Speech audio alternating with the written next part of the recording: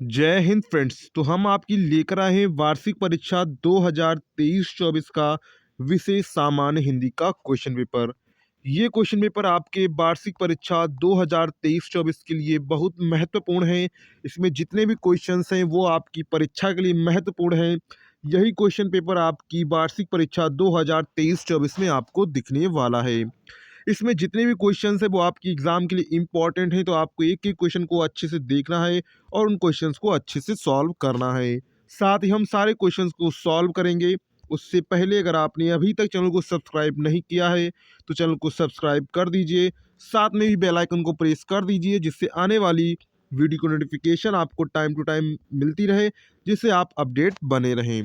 तो चलिए हम लोग सबसे पहले ऑब्जेक्टिव क्वेश्चंस को सॉल्व करेंगे, एक एक करके सभी क्वेश्चंस को देखेंगे। तो सबसे पहले हमारे आ जाते हैं खंड आ में, जो हमको बहुविकल्पीय प्रश्न खंड का में मिलेंगे। तो सबसे पहला क्वेश्चन है, विनय पत्रिका किस भाषा की कृति है? तो विनय पत्रिका किस भाषा की कृति है? तो विनय पत्रिका ब्रज भाषा की कृति है। किस भाषा की कृति है? ब्रज भाषा की कृति है। तो यहाँ पर आंसर आपका करेक्ट हो जाएगा ब्रज भाषा। क्या हो जाएगा? ब्रज भाषा। नेक्स्ट है, शिवा बावनी के रचयिता हैं। तो शिवा बावनी के रचयिता हैं भूषण, रत्नाकर, तुलसीदास, मैथिली, शरणगुप्त। तो शिवा बावनी के शिवा बावनी के रचयिता कौन है? भूषण है। कौन है? भूषण है। तो यहाँ पर आंसर कौन सा करेक्ट हो जाएगा? तो यहाँ पर आंसर का वाला आपका करेक्ट हो जाएगा भूषण। क्या हो जाएगा?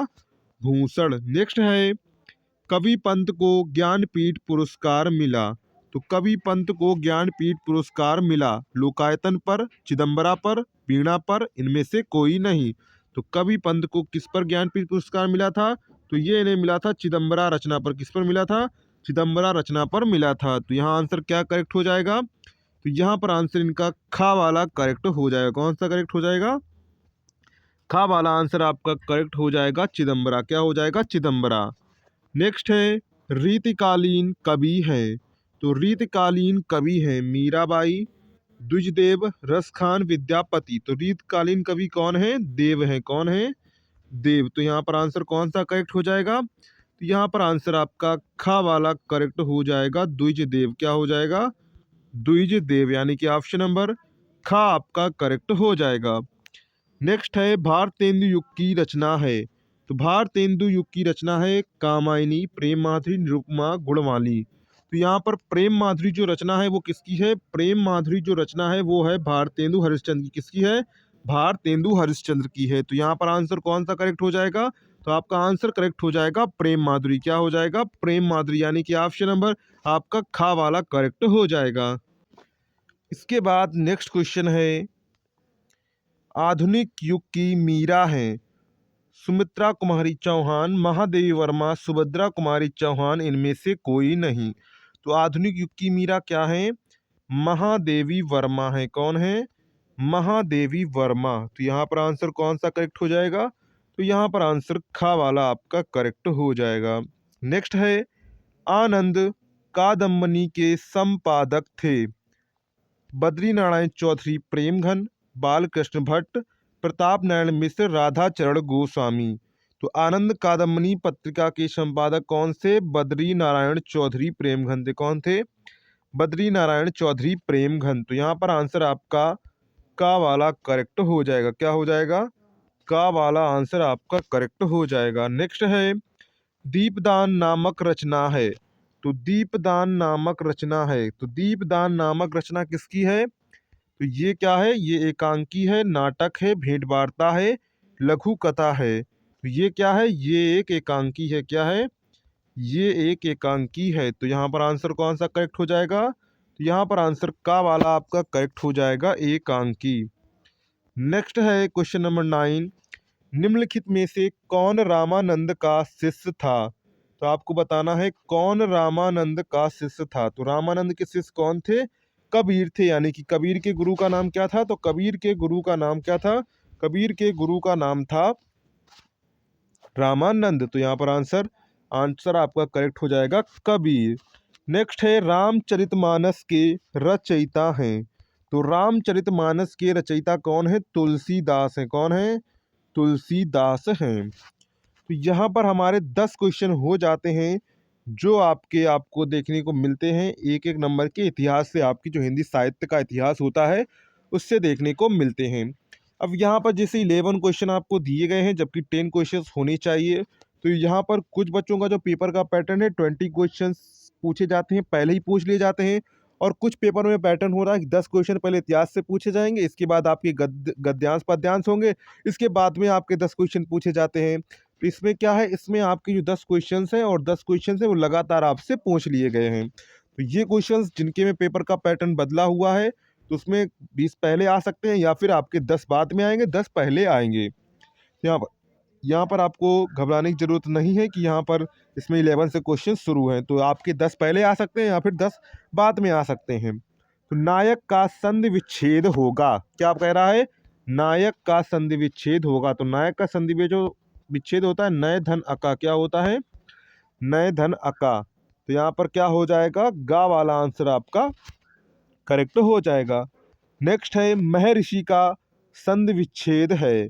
तो महर्षि का संधि विच्छेद क्या हो जाएगा, तो इसका हो जाएगा महाधन ऋषि, क्या हो जाएगा, महाधन ऋषि, क्या हो जाएगा, महाधन ऋषि। तो यहाँ पर आंसर क्या हो जाएगा, तो यहाँ पर आंसर गा वाला आपका करेक्ट हो जाएगा, महाधन ऋषि। नेक्स्ट है आत्मन शब्द रूपी रूप पंचमी विभक्ति एक वचन होगा। तो आत्मन, आत्मा शब्द रूपी पंचमी विभक्ति एक वचन होगा। तो यहाँ पर ये क्या हो जाएगा, ये आपका हो जाएगा आत्मना, क्या हो जाएगा, आत्मना। तो यहाँ पर आंसर आपका गा वाला करेक्ट हो जाएगा, क्या हो जाएगा, गा वाला आंसर आपका करेक्ट हो जाएगा, आत्मना। इसके बाद क्वेश्चन नंबर 14 है, तिष्ठामि धातु रूप है। तो तिष्ठामि धातु रूप है, लट लकार प्रथम पुरुष एक वचन, लट लकार उत्तम पुरुष एक वचन, लट लकार मध्यम पुरुष एक वचन, इनमें से कोई नहीं। इसका आंसर क्या हो जाएगा, ये हो जाएगा लट लकार उत्तम पुरुष एक वचन। ऑप्शन नंबर खा आपका करेक्ट हो जाएगा। नेक्स्ट है अनल, अनिल शब्द युग्म का सही अर्थ है। तो अनल मीन्स क्या होता है, अनल मीन्स आप जानते हैं अग्नि होता है और अनिल मीन्स होता है वायु। तो यहाँ पर हमको वायु अग्नि दिख रहा है इसलिए गलत हो जाएगा, पानी आग गलत, जल और हवा गलत, अग्नि और वायु यानी कि ऑप्शन नंबर आपका 4th वाला करेक्ट हो जाएगा। नेक्स्ट है द्विज का अर्थ है। तो द्विज का अर्थ है पशु, सिंह, क्षत्रिय, ब्राह्मण। तो द्विज का अर्थ क्या होता है, द्विज का अर्थ होता है ब्राह्मण। तो ऑप्शन 4th आपका करेक्ट हो जाएगा। नेक्स्ट है सत्य आचरण करने वाला वाक्य के लिए शब्द है आचारी, साक्षर, सर्वज्ञ, सदाचारी। तो उसके लिए शब्द क्या है, उसके लिए शब्द है सदाचारी, क्या है, सदाचारी। नेक्स्ट है प्रतिदिन में समास है। तो प्रतिदिन का मतलब प्रत्येक दिन, और प्रत्येक दिन में कौन सा समास होता है, तो प्रतिदिन में आपका समास हो जाएगा अवयवी समास, क्या हो जाएगा, अवयवी भाव समास, यानी कि ऑप्शन नंबर यहाँ पर आपका गा वाला करेक्ट हो जाएगा। इसके बाद नेक्स्ट है क्वेश्चन नंबर, जंगल की आग है। तो जंगल की आग है जठराग्नि, बड़वाग्नि, वनाली, दावाग्नि। तो यहाँ पर क्या हो जाएगा, दावा अग्नि हो जाएगा, यानी दावा नल कहते हैं उसी को दावा अग्नि कह देंगे। तो यहाँ पर दावाग्नि हो जाएगा, यानी कि ऑप्शन नंबर 4th आपका करेक्ट हो जाएगा। नेक्स्ट है रति स्थाई भाव है। तो रति स्थाई भाव है, तो रति का स्थाई भाव क्या हो जाएगा, तो रति का स्थाई भाव किसका है, तो ये है श्रृंगार का है, किसका है, श्रृंगार का है। यहाँ पर आंसर कौन सा करेक्ट हो जाएगा, श्रृंगार रस। तो यहाँ पर हमारे 20 ऑब्जेक्टिव क्वेश्चंस हो जाते हैं। कुछ पेपर में 20 क्वेश्चंस 10 पहले दिए जाएंगे, इसके बाद 10 बाद में जाएंगे, कुछ पेपर में आपको 20 क्वेश्चंस पहले ही दे दिए जाएंगे। इसके बाद खंड खा आता है। तो यहाँ पर खंड खा में आपको, यहाँ पर खंड खा में 21वां क्वेश्चन से आपको गद्यांश के यानी लिखित प्रश्न शुरू हो जाएंगे। तो पहला है यहाँ पर अंधकाल के विकट वैरी महाराज अंशुमाली अभी तक दिखाई भी नहीं दिए।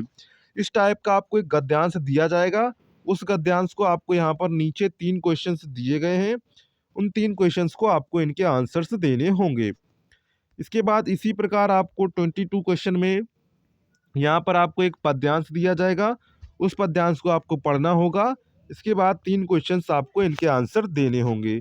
तो यहाँ पर इस गद्यांश को आप लोग अच्छे से पढ़ लीजिए और इसको अच्छे से तैयार कर लीजिए। इसके बाद इसी प्रकार आपको यहाँ पर 22 पद्यांश दिया गया है। ये कबीर के पाठ से लिया है। कबीर यहो घर प्रेम का, खाला का घर नाही। तो ये कबीर पाठ से लिया गया। इसी प्रकार आपको जो लेखक है, आपको चैप्टर अच्छे से पढ़ लेने हैं, तभी आप इन क्वेश्चंस को कर पाएंगे। इसके बाद आता है क्वेश्चन नंबर 23। निम्नलिखित लेखों में से किसी एक लेखक का साहित्यिक परिचय देते हुए कृतियों पर प्रकाश डालिए। तो यहाँ पर कृतियों पर प्रकाश डालना है, तो आप इसका जीवन परिचय लिखना है। भारतेय हरिश्चंद्र का लिख सकते हैं, सरदार पूर्ण सिंह, राहुल शंकरात्यायन। तो इनमें से तीनों में से आपको किसी एक का जीवन परिचय लिखना है। इसके मिलेंगे आपको 6 नंबर। कितने मिलेंगे? 6 नंबर। इसके बाद 24 क्वेश्चन में हमको दिख जाता है, निम्नलिखित कवियों में से किसी एक कवि का जीवन परिचय देते हुए उनकी कृतियों पर प्रकाश डालिए। तो यहाँ पर आपको कवियों के नाम दिए गए हैं। जैसे यहाँ पर कवियों के नाम है तुलसीदास, क्या है? तुलसीदास, कबीर और महाकवि भूषण। तो यहाँ तीनों में से आपको किसी एक का जीवन परिचय लिखना होगा। इसके बाद आ जाते हैं क्वेश्चन नंबर 25 पर। तो यहाँ पर आपको सूत्रपुत्र नाटक के आधार पर कर्ण का चरित्र चित्रण आपको करना है। इसके बाद नेक्स्ट है, निम्नलिखित गद्यांश का ससंदर्भ हिंदी में अनुवाद कीजिए।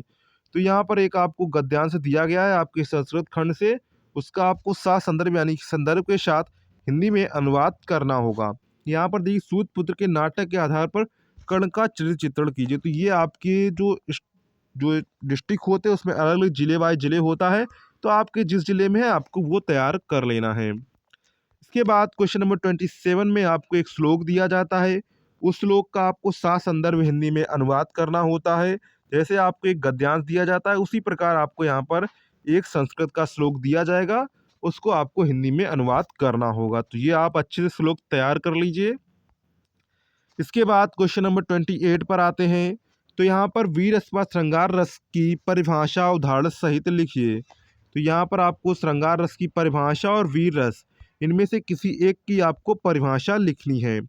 इसी प्रकार श्लेष अथवा उपमा अलंकार की परिभाषा उदाहरण सहित लिखिए। तो यहाँ पर आप श्लेष लिख सकते हैं या फिर उपमा लिख सकते हैं, दोनों में से आपको किसी एक पर करना है।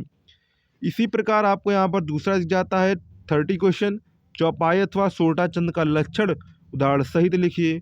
तो यहाँ पर आप चौपाई सोरठा में से किसी एक का आपको लक्षण सहित उदाहरण लिखना है। इसके बाद 31 क्वेश्चन आ जाता है। तो यहाँ पर कुटीर उद्योग प्रारंभ करने हेतु किसी बैंक के प्रबंधक को ऋण हेतु आवेदन पत्र लिखिए। तो यहाँ पर ये आपको आवेदन पत्र लिखना होगा, तो आप आवेदन पत्र लिखना होगा इसमें से। इसके बाद लास्ट हमारा क्वेश्चन बचता है जो आपका इसी टाइप का होगा।